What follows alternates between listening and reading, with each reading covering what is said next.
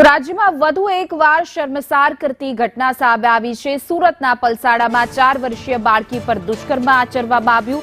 ઘર આંગણે રમતી બાળકી પર દુષ્કર્મ તો માતા પિતા નોકરીએ ગયા તે સમયે આ ઘટના ઘટી હતી।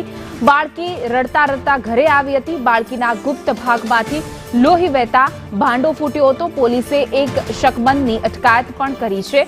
તો જે પ્રકારમાં દુષ્કર્મની ઘટના આવી છે, માસૂમ બાળકી ઘર આંગણે રમી રહી હતી ત્યારે નરાધમે આ પ્રકારનું કૃત્ય કર્યું।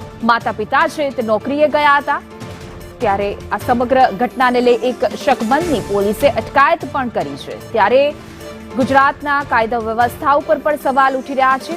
માત્ર 4 વર્ષની બાળકી પર નરાધમે હવસખોરે આ પ્રકારનું કૃત્ય કર્યું છે। પોલીસે એક શકમંદની અટકાયત પણ કરી છે, પરંતુ ઘર આંગણે રમી રહેલી બાળકી સાથે માત્ર 4 વર્ષની બાળકી હતી, જ્યાં ગુપ્ત અંગમાં ઈજાના નિશાન જોતા માતા પિતાને સમગ્ર ઘટના ઉજાગર થઈ હતી। પોલીસે શકમંદની હાલ અટકાયત કરી છે, પરંતુ આ કૃત્યને લઈને અનેક સવાલ ઉઠી રહ્યા છે। અનેક એવા નરાધમ કે જ્યાં માત્ર 4 વર્ષની બાળકી પર આ પ્રકારના કૃત્ય